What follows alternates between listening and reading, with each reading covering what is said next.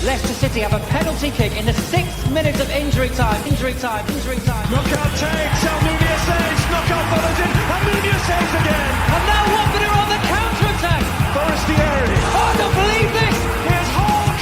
Deeney! I do not believe what I've just seen. Troy Deeney has scored from a Leicester penalty that was saved by Almunia. Do not scratch your eyes. Do not scratch your eyes. Do not scratch your eyes.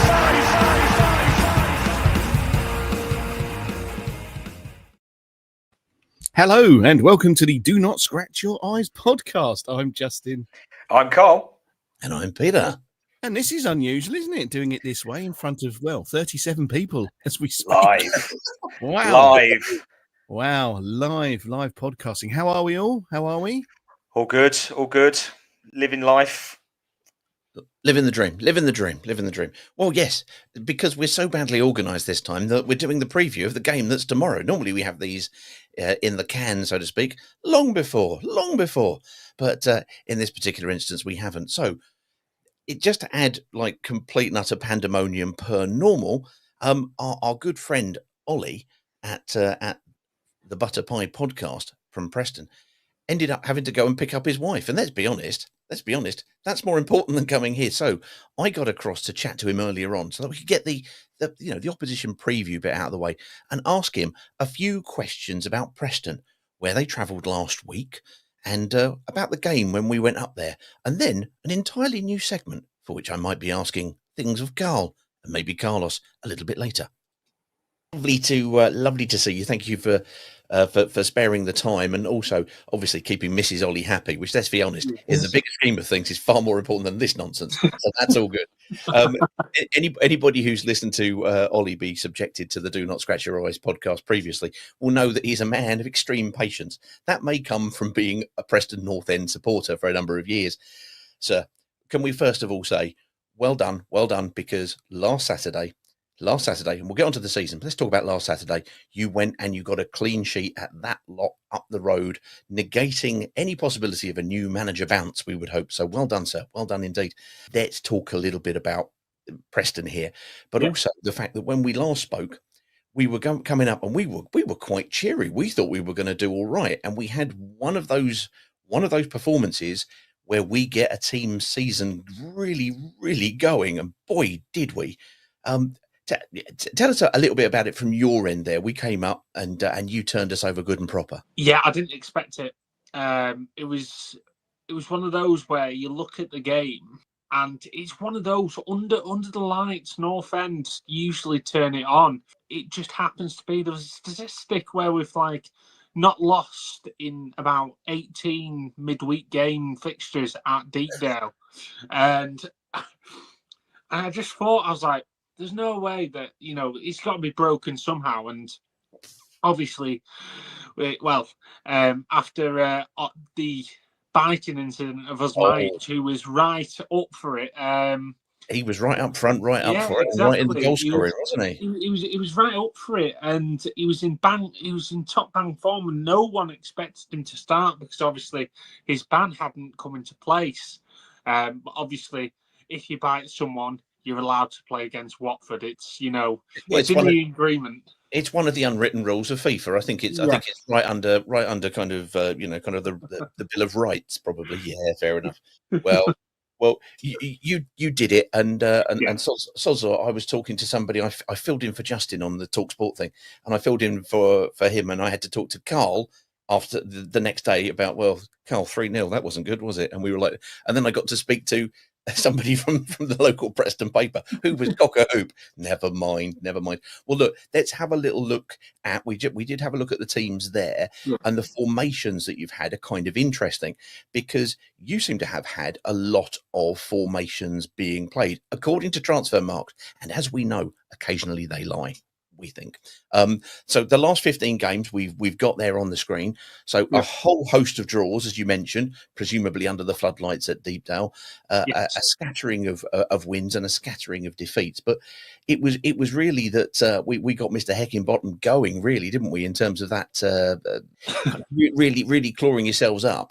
Yeah, absolutely. And you see by the formations there, he's trying to implement, obviously, a 4 at the back. He's knowingly wanting to play with wingers. Yep. And I think he feels a lot more solidified at Deepdale. And you see, obviously, the 3-5-2, the 3-1-4-2, the 3-4-2-1, and etc. We play a lot of 3 at the back to protect our defence when we're away from home, because naturally we do get spanked. Besides, obviously, this weekend where we went to Kenilworth Road and enjoyed a very dismal 0-0 game, which obviously was more solidified, because you see there you've got wing backs, you've got 2 defensive midfielders, and you've got 3 at the back. So it's resolute, it's crap to watch, but you might get a point from it. So I think what Heckingbottom's trying to do is he's trying to allow himself to express himself at Deepdale, but also pick up the nitty-gritty 0-0s, 1-1s away from home, just to, carry us over into the summer, because this season's a write-off for North End. I don't think we'll go down, but we're definitely not going up. Well, you've been between sort of 15th and kind of 20th and there around, not falling down into the gap, but being precarious enough of it. Spacing ourselves. I think we're about 5 or 6 points clear of relegation at the moment, and I think how you look at it is the 3 worst teams in us in the league. Luton's 1. Of course, but yeah, there's 3 worst teams in North End in the league, and I think, although we're still in the FA Cup, and I do love a good FA Cup run. We've got Wickham at home in the 4th round. Could potentially be a 5th round play there. There's not a lot to be excited about as a North End fan. I know that's probably doesn't spring too many surprises to you, Pete, but I'm sure it's a fine thing, a fine club with a fine, hearty tradition. I mean, let's face it, we've gone back to your Invincibles and talked about, fox walking and all sorts of things beforehand. In that game, one of the things that, again, Watford are known for getting a team season. We didn't just get a team season kind of set up there. We seemed to get this young man's season going. Kessler Hayden played out of his skin against us, and fair play, and I am big and fat and old enough to be able to say he played well against us and not be quite so utterly biased. He's now been like a regular in the team. He's going through since then. He's had no less than kind of 79, 80 minutes on a couple of occasions. The most of the time he's in there, and he's producing now on loan from Villa. What's been the output of him since Watford came along and put the old kind of jump start in? Yeah, funnily enough, that was his best game of the season. Shock horror. So you're welcome. Naturally, he played down the right because he's a right-sided wing back, and obviously Heckingbottom's noticed that. I believe did we play Brady on the left that game? Yes, you did. Yeah. You did. So that was before Brady got injured, and obviously leaves us without a left wing back who we've now signed. So Kessler Hayden's been playing out on the left, which obviously just restricts him quite a lot. And don't get me wrong, he's a great wing back, but he's not been as effective as you've seen on the right. Now, obviously, as Watford come round, Preston North End have just recently signed a left wing back on loan, which allows Kessler Hayden to probably go back to the right-hand side since that Watford game, which was his best game of the season. And that'd be Jaden Magoma, was it? Yeah, Jaden Magoma. So he's come in. Obviously, Andrew Hughes at left wing back there. We practically, you see, Hughes, Lindsay, Gibson, and Story, they're all centre halves. So we played 4 centre halves against Luton. Yeah. You got your clean sheet. Worked. But I feel like going into the Watford game, Watford probably have, albeit they don't have a manager bounce, but they're more likely to go for it. And I feel like it'll be a lot more open game. And I feel like it'll probably be a game that we can probably express ourselves and put an actual wing back out there and allow, Kessler Hayden to then obviously express himself down the right against Larucci, hopefully. We've never had opposition views come in and make requests before. Could we have Gucci at left back, please? Yeah, no, we understand why. That's fair enough. So you're suspecting it's going to be 3 at the back playing with wing backs. Interesting. In terms of the rest of the season and how the season has gone, Reece is your top scorer. Osmajic only got 4. 2 of which, obviously, courtesy of us, needless to say, before biting incidents came in. How have the rest of it seems reasonably well kind of distributed around? You got another lone player there in Sam Greenwood stepping up. Yeah. How do you feel as an overall goal threat? Because I must confess, we looked at Osmajic that night and went, wow, but as you say, possibly his best game that night. It all depends on chance creation, because in quite a few games, especially away from home, chance creation is right down there. So it's completely light and day. Emil Reece, I'm actually shocked he scored 7. I'm surprised it's that statistic. He's not well considered, is he? Well, he's out of contract at the end of the season, and it's well known that he's not going to sign on. And I think he's going to be going to somewhere like Sunderland in this transfer window anyway.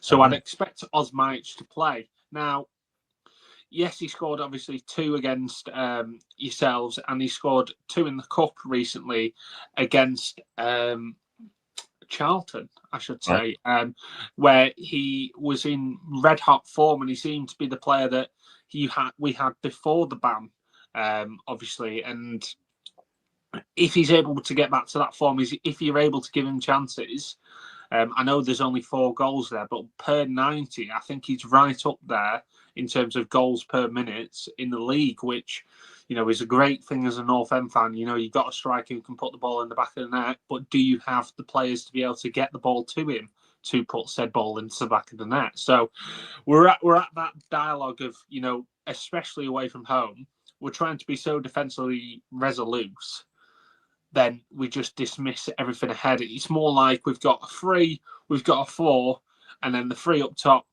If you can make chances, winner, chicken dinner. But if you can't, we've got it.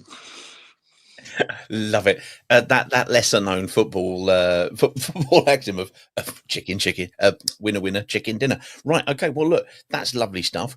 We would often go to something called loan, sell, or keep, and we put you into a moral quandary as to who you would release or indeed fire or what have you. But we're going to go because, let's face it, Ollie's an old friend of the podcast, and here we are. So I'm going to put an entire new section. We're going to call sign him up, sign him up, sign him up. We've got lots of loan players. You've got some. I'm going to put it to you that you are allowed to sign any one of your loan players. Now, bearing in mind you haven't even seen one of them, this may be quite difficult. Sign him up, sign him up, sign him up. Who would you sign? Would it be Josh Bowler, Sam Greenwood, Kessler Hayden, who we know has been obviously brilliant against us, or the newly signed Jayden Magoma, who you have not yet seen? Who are you going to go for? Who would you opt to sign permanently? If given the option, I'd choose Kessler Hayden.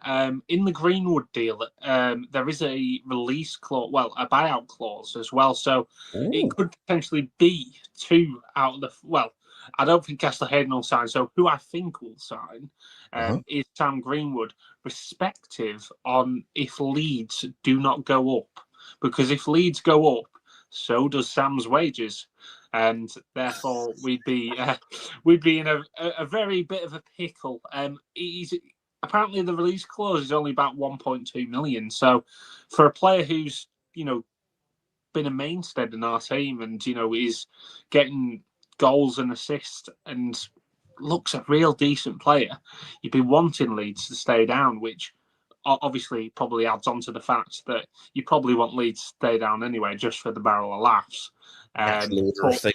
But naturally, you've got Sam Greenwood there who could easily become a P&E player if Leeds come down stay down. And, hopefully it stays that way. But if given a chance, I'd choose Kane Kessler Hayden all day long and twice on the Sunday. But I feel like he'll be going back to Villa and they'll probably be either keeping him or selling him on for about 5 or 6 million come summertime.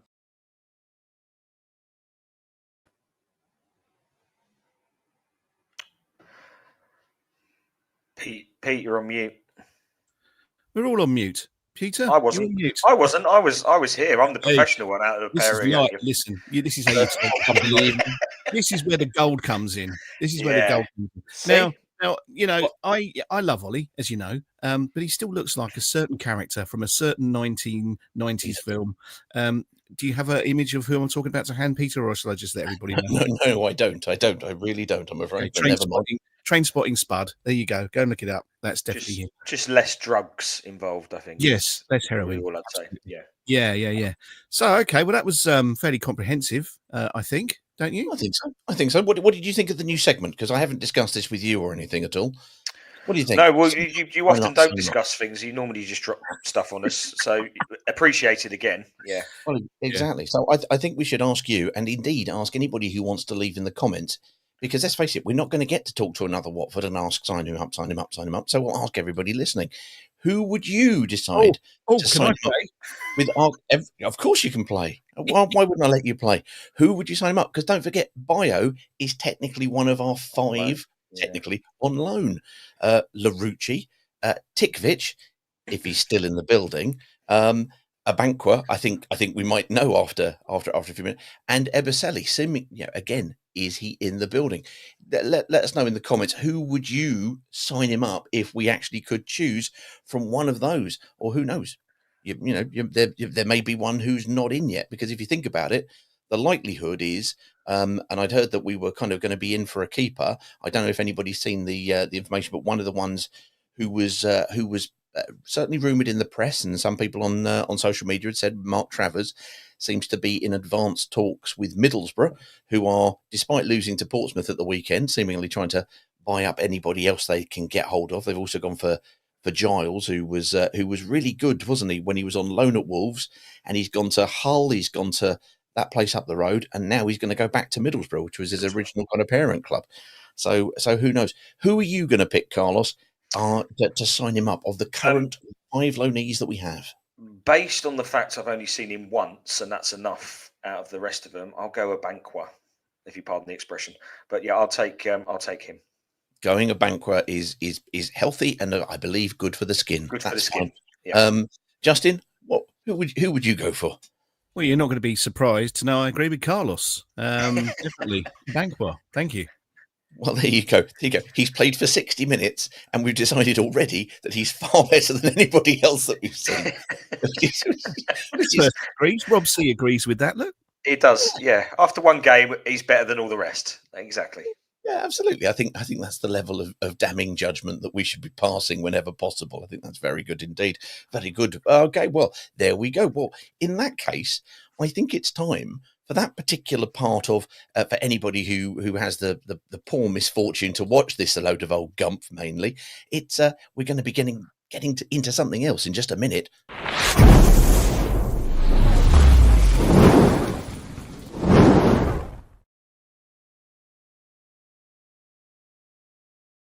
It's time for... It's the DNSYE Completely Rubbish Prediction League. No! God, please, no! No! Live. Can you tell that Peter is in his element with this? He loves it, doesn't he? He's filling like about with things and little TV production man. He loves it. You can tell. I've got a spreadsheet right here, and I'm ready to fill it in. That's all I'm saying. Doesn't take much, does it? Really? Let's be honest. Okay, so well, the first thing we need to do with the rubbish prediction thing is let everybody know what's happened, because we were only obviously going to be having one game, but of course there was the postponed fixture that got played last week, and of course it finished 1-1. Now, anybody who's not watched this, well done, that's one of life's better choices made already. But the league table as it stands, so you've got the teams there, you've got the points, and LW stands for last week. What points did they win last week? Well, Inter Seagulls, yes, predicting 2-1 to Watford, so they've got a point. Carlos got unfortunately, sorry Carlos, but you struck out. JP Backgammon FC, will hear a little bit more from John Parslow later on within that 2-game stretch. He also went for, I think it was a 3-2. It was certainly a kind of a goal difference win, so that was good. He's got 2 points. Justin, you got 2 points, which is obviously good unusual for you. You've gone from lower mid table to lower upper mid table. I mean, not a great difference, but what the heck? Jarvis Cocker Spaniel, yes, he of the dog. He's going to be in a little bit. He's only just got the 1 point. And the EFL, Unfortunately, the EFL have not done particularly well, and due to administrator cock-ups, I am on -2, never to be forgiven, with no opportunity for reprieve. But hey, that's okay. That's all right indeed. So, what have we got to go for? Well, Kieran Maguire only ever goes 2-1 for Watford. He's got that in the can. Other people can select 2-1 for Watford, but only the first person who chooses it. 1-1 is its own scoreline and cannot be used or predicted at all. Somebody, however, as I say, can go for 2-1. So let's get into some of the other scores.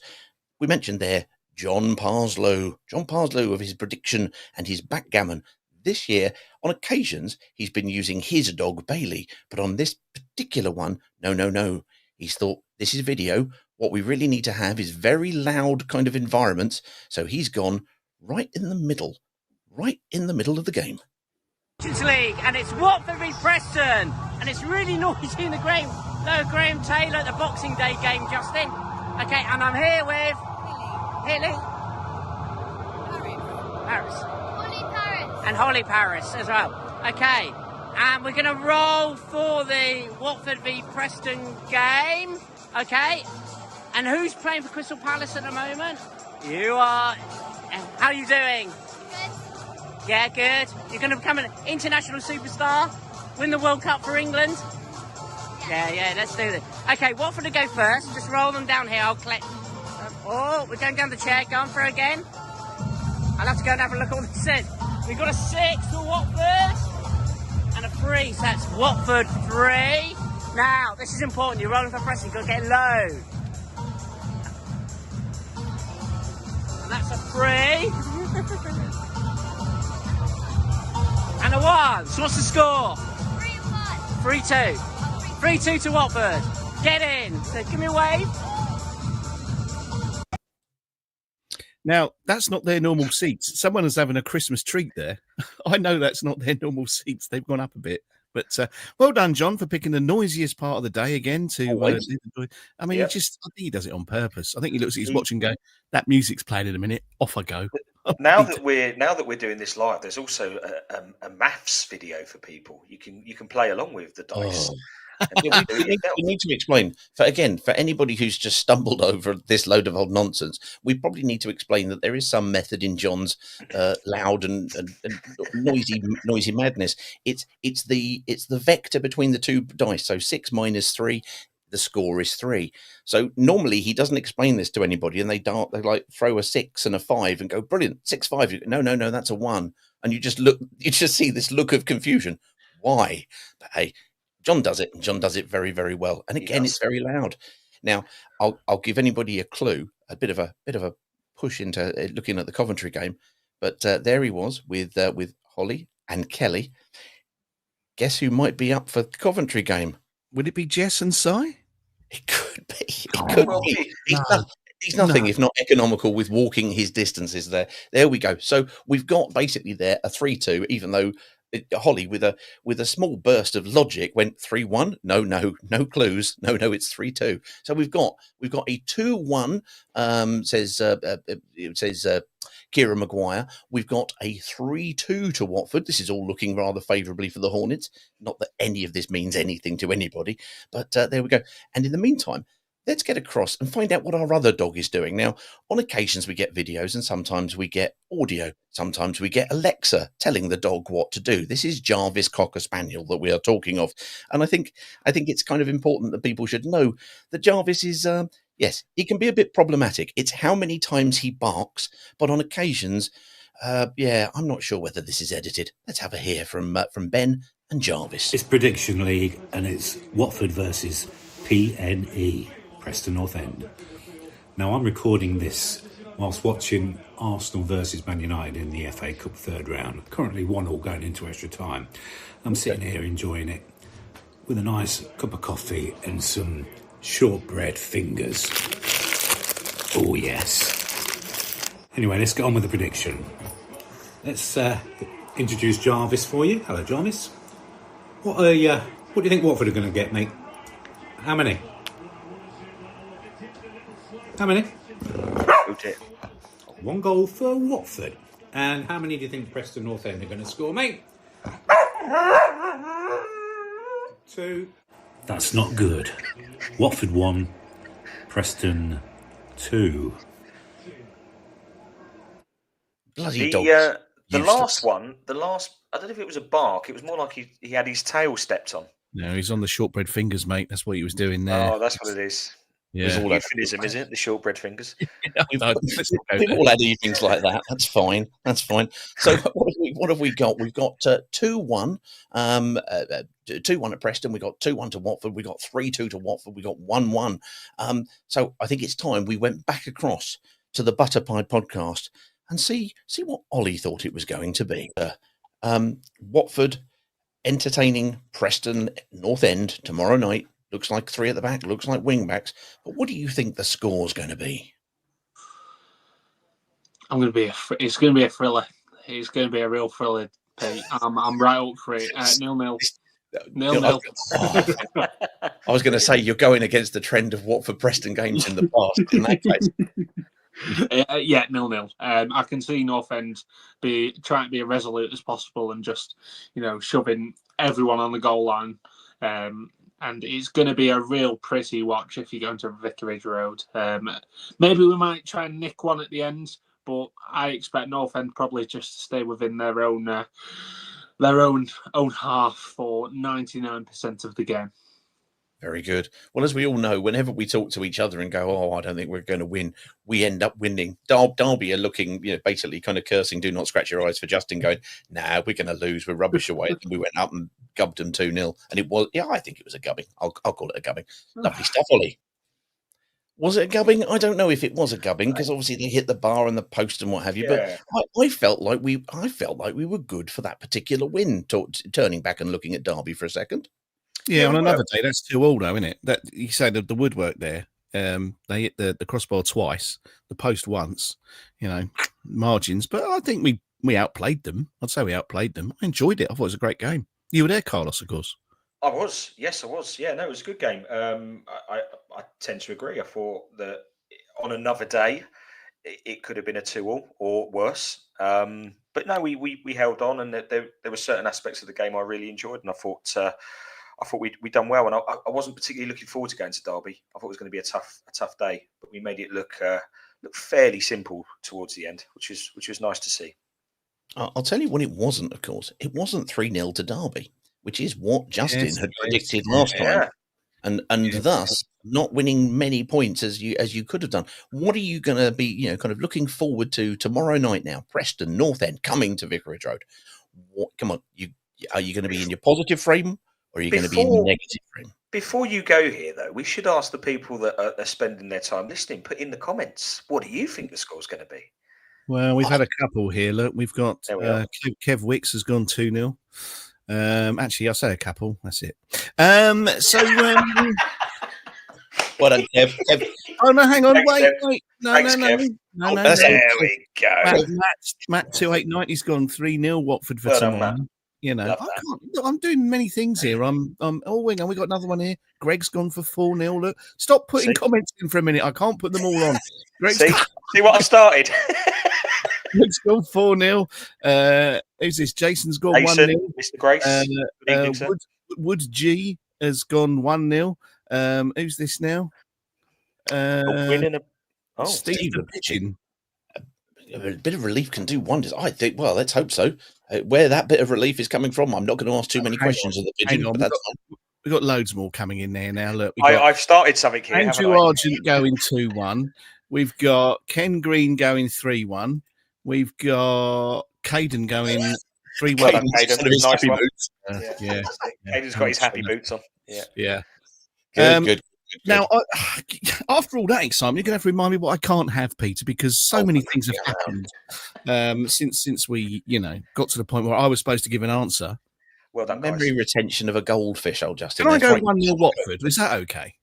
Yes, you can go 1-0 Watford. Yeah, I'll go 1-0 Watford. Thanks. Cheers. Oh, nice. Like that very much indeed. That was quick and concise from you, which is never the case. Normally you moan for half an hour, explain why we're all going to lose, and then we all go home. Carlos, we turn to you because you are the last person to pick, because, of course, Kieran Maguire, the full Kieran, is a pre-selection for the whole season. But you're in second place. You need to make some points up on him. What are you going to go for?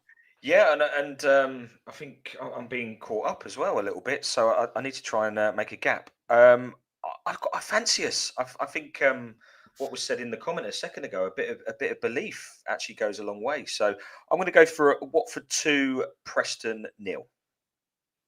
Watford 2, Preston 0. Well, look at this. Look at this. So we have got Watford winning because the dog has gone for that. Even Preston haven't gone for Watford, good for Preston winning. So we've got 2-1 to Watford. We've got 2-1 to Preston. We've got 3-2 from John and the backgammon for Watford. We've got Carl going 2-0 to Watford. We've got Justin going 1-0 to Watford, but only ruefully and resentfully. And we've got the EFL selecting 0-0. This is all good. Either way, points will be awarded, which is always nice. Do not scratch your eyes. Right. That must mean there's another section. That little sting there tells me we're moving on, Peter. Is that We're right? moving on. May do, unless Kevin, now known as Kevin Couplewicks, because, he's a couple apparently. Sorry, Kev, sorry to break it to you, but you're a couple. Just you. Anybody. Anyway, never mind. I think it is time that normally Carlos would be putting questions on home games about the guests' kind of home. Club, hometown, but of course they're not here because they couldn't be here. But fortunately, Justin, you're too busy pressing buttons. But now we can take you away from button pressing duty and take you instead towards, I think, Carl's amazing world of fact and fiction. Carlos. This over to you. Could possibly break the internet now, this section. So I'm asking Justin. We've got 414 viewers here, Carlos. Good, so good. Thank you, everybody, for putting up with this nonsense. There's 8 of them, so we'll make our way in no particular order. Okay. A little bus route one to start for you, Justin. The 31 route takes you down Tom Benson Way. Is that fact or is it fiction? This is in Preston. If anybody in the comments knows anything about Preston, tell us if this is true or false. I like it very much. Get involved. Help me out. Does what number, Carl? 31. 31. Does the 31 go The down? number of the bus was going to Like make it makes a difference. Well, people might know their bus routes. Does it go down the Thomas Benson Way, did you say? Thomas Benson Way, yes. Well, no one's helping me at all. Quite right. So yeah, I'll go for true. You wouldn't look that up and then give me a falsy there. Of course not. No, it is, of course, fiction. I made it up. Okay. Yes, Jason. Well done. Jason is leading at the moment. Jason, you are now committed to this because you are beating Justin. Everybody, suddenly you've got some tension in the game. It's Jason versus Justin. That now means you're scorekeeper, Peter. You've just given yourself another job there, haven't you? That's it. Open up a spreadsheet. Right, go on, Carlos. Okay, moving on. Preston has the longest continuous row of old-style red public phone boxes. Is it fact or is it fiction? Well, I'm obviously looking at Jason here. Old-style red phone boxes. Yeah. Yes, I think that sounds true. We haven't had a response from Jason. We haven't had a. Kev Wicks has gone for true. I'll just put that up. We've got both Wendover and Kev Wicks have come in and said true. So it is true. Yes. Yay! Well done. Yay! Very good. Sorry, just before we go anywhere else, what's this one here? What's this say? I'm stuck between watching this Brill offering or Americans trying Weatherspoons for the first time. You know where to stay. You know where to stay. Americans in Weatherspoons is never going to end well. They all love it, though. They all love it. They do love it. That and Rightly so. A bakery of I won't name. Anyway, Angelo's. Most of them have never been into a bar with sticky floors before. That's normally what they like. Carry on. Speaking of food, yes, Angelo's Italian restaurant in Preston offers a spicy chicken dish.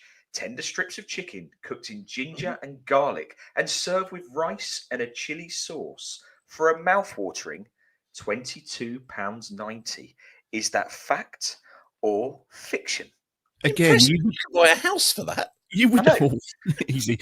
You would not make that up with all of those ingredients and that price, and then give me a name of a place like that. So I'm going to say true, although Andrew Argent is saying fiction. I don't know whether he's been there in Preston and tried every restaurant and knows every menu. I'll go true. Excellent. Good choice, because it is fiction. Okay. Of course there you go. See, it Andrew Argent knows of what he speaks, and Wendover is saying sounds expensive for Preston. You see, not just the only one thinking this. Just saying. The comment you could buy a house in Preston probably did that there. Yes, Yeah. that was probably it was less. It was less than respectful. I grant you that. I'm sorry.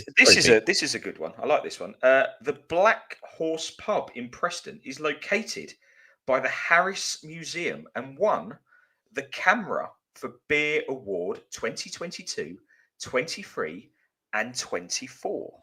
Is that fact or is it fiction?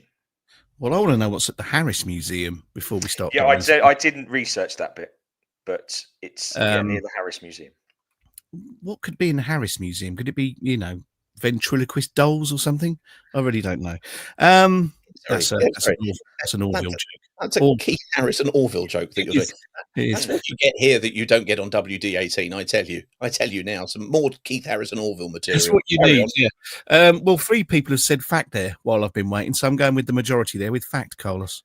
I'm glad you did, because it's fiction. Okay. This is interesting. Now, apparently, the Harris Museum is an art gallery and library, according to Wood G. There we go. Thank you for that. That's excellent. Yeah. Right. Up there, we'll do this one in a northern accent. Preston was the birthplace of the word teetotal. No, you're just teetotal. Teetotal. Preston is the birthplace of the word teetotal. Is it fact or is it fiction? I can't believe that anybody in Preston is teetotal. If we're going to go for, outrageous slurs on them, which we all seem to have done, I thought I might as well just join in. Might as well join in. Yeah. False. Oh, Justin, it's fact. Where is it fact? Where did you read this? I will send you this very shortly. Once we've I want to see the homework behind this. I want to see. I shall show you. Okay. This one. Sorry. I have to say, Andrew Argent is on a roll here at the moment. He called that as fact. I like that very much. Yeah, and also Woodgie told us that the Harris Museum, it's an art gallery and library. You say that people on the internet don't teach you things. Well, look at that, Woodgie. Thank you very much indeed. Hang on, we don't know that's right. He might have just put that in for laughs. We don't know that's right. We'll have to go and investigate it. Let me put that as fact. I may be offending people from Preston, but I'm not going to be offending our good listeners who are being good enough to tell us what it is. Honestly, Justin, mind your neck. Okay. Back over to you. More nonsense. This next one is actually my favourite question, so I'm a bit annoyed that I can't ask it to somebody from Preston, but please feel free to join in. Crime stats suggest that I'm laughing. Don't do it. I'm doing it. Don't do it. Crime stats suggest that shoplifting is the most popular crime in Preston, with a 33.8 share of the crimes committed. I thought you were going to say hobby for a minute. It's an interesting hobby. I like it. So 33% of the crimes committed in Preston are shoplifting. Shoplifting. 33.8% of the crimes committed in Preston are shoplifting. Well, I've never been to Preston, but you have. Is there worth nicking in the shops in Preston, Carl? I've never been to the shops in Preston. I've been to a couple of labour clubs, I suppose you'd describe. I saw you trying a butter pie once, and that was instant heartburn. Instant regret. Come on, get on with it. Hang on, was that the one with the dartboard on the door? Or was that no, that else? was Rotherham. Okay. You got to be careful of that place. Always makes me laugh. 33% is shoplifting. Nah, it's got to be false. That's ridiculously high. It is false. Well done. It's the 33.8% is actually for violent crime. So it's a good news story there. You went there. It's a good news story for everyone. Right, just two. I did. Just two more. Okay. Right, 2 more. Andrew Flintoff, he of Preston, went to St. Stephen's C of E Primary School in Preston and had a Saturday job in Dean's Bakery on the Blackpool Road. Is that fact or fiction? Let's go for fact. It is fiction. I made it up. Good Lord. And then the last one. This is a nice, easy one for you. Preston was the home to Britain's first motorway. Is it fact or fiction? well, it must have gone somewhere, right? So it can't just be Preston having a motorway, surely. It had to go to or from somewhere, right? Don't pull that face at me. Oh God, I'm going with Kev Wicks here. I'm going with Kev Wicks has called true, everybody. I'm going with true. He's going with the couple.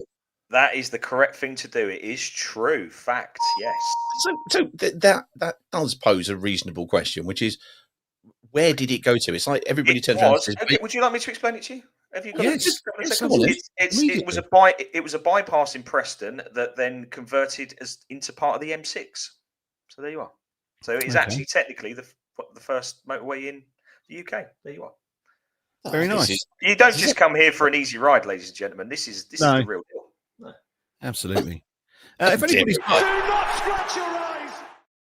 got any questions they'd like us to answer quickly, put them in the bit at the bottom. We've got a couple of minutes. We might be able to do something else quickly. Carlos, you had a good day at Derby. Are you going to Coventry? A possibility. It's going to be a last minute if I do. I may be attending a birthday party that I forgot about. So right. So no is the answer then. Well, no, I'm trying. I mean, hopefully this person isn't listening or watching, but I'm trying to get out of it currently. I'm in the midst of Coventry's only an hour and a half, maybe 2 hours away. That's what I'm trying to. I'm just thinking I could postpone the time we were supposed to attend. Is what I'm gaming for. So yeah. Fair enough. Fair enough. Questions that have come in. First of all, questions. Wendell Boy asking, "Where's Festy?" I don't know anything about this. Does anybody know anything about this? He deleted all of his social media or something. It sounds like he's not in the building currently. A lovely man. He very much looks into the vlogs there.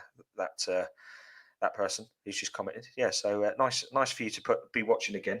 It looks like he's out of the building and maybe not part of the plans, which is a shame because when I did see him, I thought he did it right. I liked him.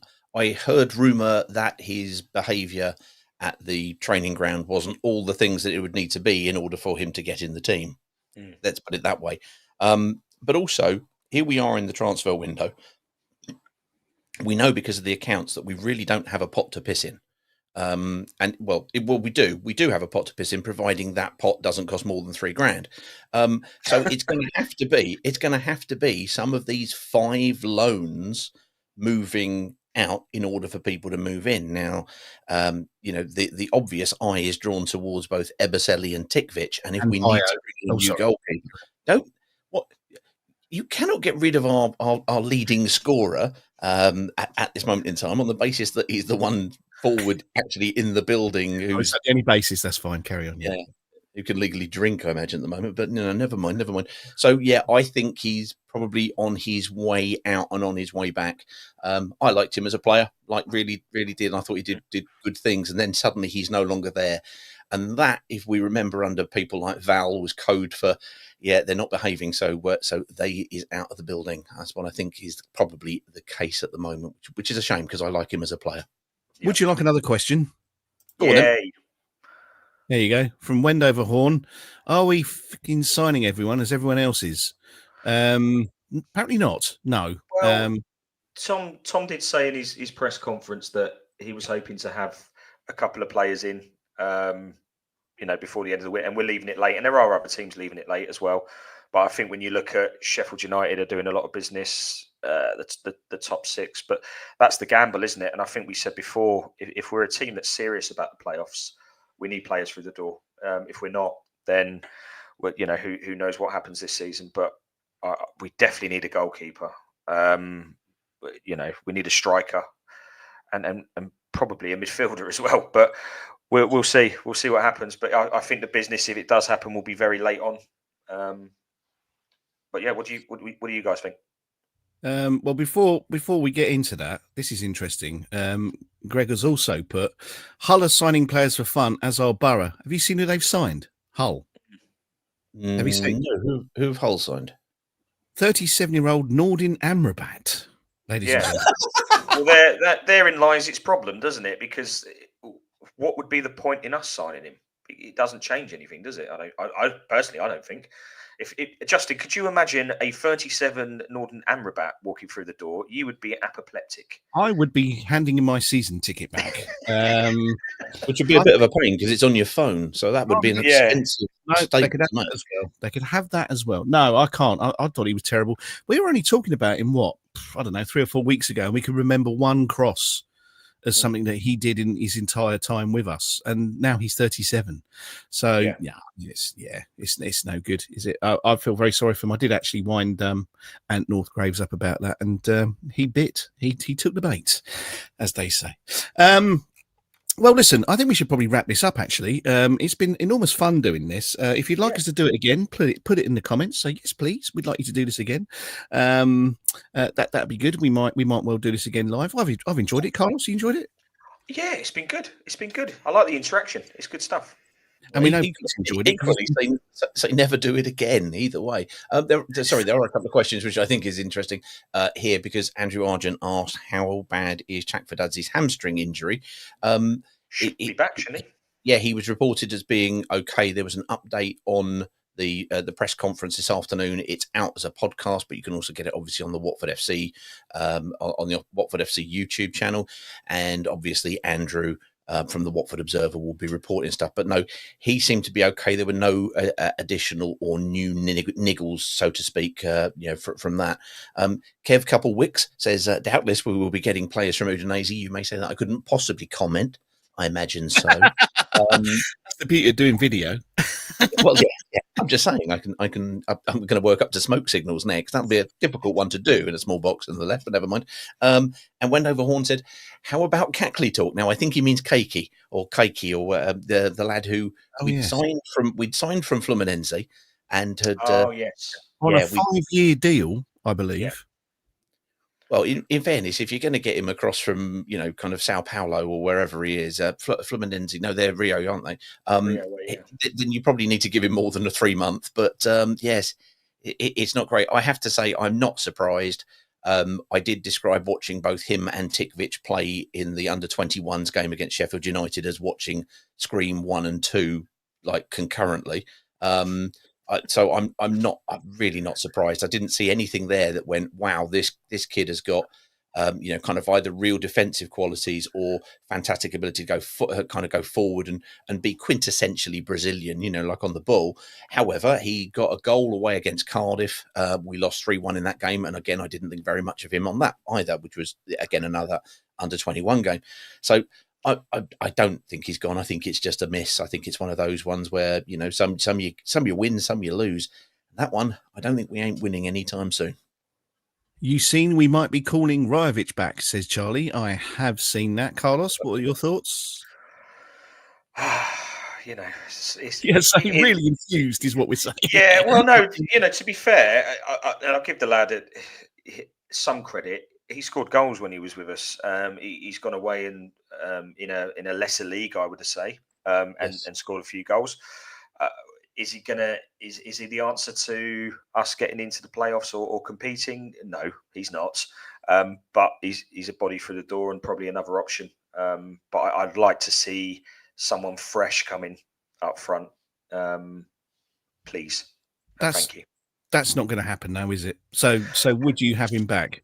I don't think it changes. I'd have him back, but does it change anything? I don't think it does.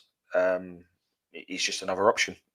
Every time the team sheet comes out, it'll be a flip of a coin. Is it Bio or is it him? I don't know. He doesn't fill me with, oh wow, we've got 15 goals there at least for the second half of the season. It's another option. There's so much of his game that he has to improve on. Has he done that? Because that was allegedly the reason he left anyway, to be better. Time will tell, I guess. Peter? I don't think he was out of the building to be better. He's 26. Yes, he's young to or inexperienced at a professional level, but going off and playing there didn't really help. We were trying to offload him to other teams on the transfer window. He went on loan because Denmark was open still to transfers. It was a question of he wouldn't fit and therefore go out and get games. So it was a development in that respect. but he's not going to be coming back a transformed player. The one thing he can do, and the one reason why I would say yes, but with the following caveat, is if we don't bring somebody else in, and if Tom isn't 100% sure that he can throw Dumbia in, although I wish he would on occasions, even if it's for the last 15 minutes, then the one thing that we know that that Rajovic gives you is if you put the ball in the box, and we started to play a little bit more direct against Derby, that's quote unquote, that's his office. That's where he can make things happen. Anybody remember last year's game at home to Birmingham, I think it was, where he got a goal in the last kind of 7 or 8 minutes with a header that he had no right to get to. Millwall again this season, that was a blinding start to a game that then suddenly went against us. The ability to suddenly get goals against the run, that's worth having on the bench. Would I be? I don't think he'll be starting him every other game, as you mentioned there, Carlos. I think he'll be super sub. I think he's got to be an impact player, and that would be it. I think for me. Before I put this next question up, by the way, it's a hard no. Right, let's finish off. But this is quite nice. Look at this. Look, we need more live streams so we can have more of Carlos's. What? Can we just tell the people listening what actually went up there? Because this will also go out as an audio podcast for our normal people who like to, our normal listeners who like to. The question was, Dennis, meaning Emmanuel Dennis, trilogy, anyone? And Justin dismissed it. I would suggest pretty quick and efficiently. Yes, for good reason. You don't want me to keep turning round at you and pointing at the pitch every time he's terrible again, do you, Peter? I did all that last season. You did a lot of that, yeah. I don't want that. And if you want a quick fact before we go, the first stretch 8 mile of motorway, Preston Bypass, was opened in December 1958. Listen, this isn't just about football here, is it? The M1 was the first full-length motorway opened in 1959. So there you go. Before we get any other things in like that, shall we wrap up? Shall we go home? Well, it's time to say goodbye. Yeah, shall we go? Yeah, we can't go home. Yeah, but yes, Facts and Fiction was excellent live. I very much enjoyed that, and I hope you listeners did as well. Well, yes. Matt 2890 said we need more live streams so we can have more of Carlos's Facts and Fiction. Matt, somebody with some taste. Well done, Matt. Yes, Matt 2890, otherwise known as Mrs. James. Yes. If it was her, she certainly would be putting that. No. If you enjoyed this, do let us know. And if there's demand, we may well do it again. We did it by accident, really, because we hadn't had time to do a recording of our normal thing because we got a game tomorrow, and I think it's worked quite well, actually. We'll probably see you all at the game tomorrow, no doubt. Enjoy the match against Preston. Are we ready to say goodbye, gentlemen? I'm ready to say goodbye. Yeah? Okay, here we go. You-orns. You-orns. You-orns.